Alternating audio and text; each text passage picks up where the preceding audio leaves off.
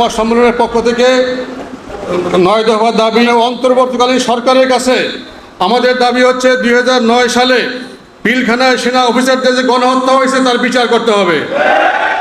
2013 সালে শাপলা চত্বরে উলামা তুলাবা ও নিরীহ তৌহিদি জনতার বিরুদ্ধে যে পরিচালিত গণহত্যা হয়েছে তার বিচার করতে হবে।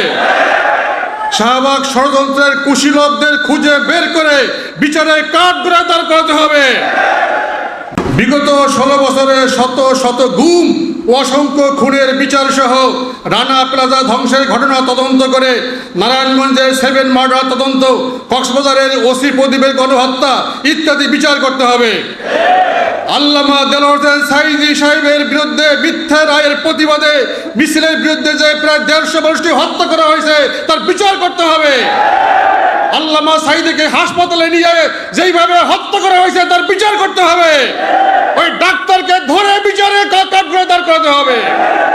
সাতক্ষীরা ও রাজশাহী অঞ্চলে জামাত আখ্যায়িত করে পরিচালিত গণহত্যা করা হয়েছে তার বিচার করতে হবে। আন্তর্জাতিক ট্রাইব্যুনালের নামে যেই কাজ করা হয়েছে তার বিরুদ্ধে বিচার করতে হবে। আজকে ফরিদপুরের সম্মিলিত উলামা মাশায়েখ পরিষদের পক্ষ থেকে বর্তমানে অন্তর্বর্তীকালীন সরকারের কাছে আমরা এই দাবি পেশ করছি, এটার বিচার, কঠোর বিচার করতে হবে। আপনারা সবাই একমত আছেন কিনা? হাত থেকে নারায়ে তাকবীর।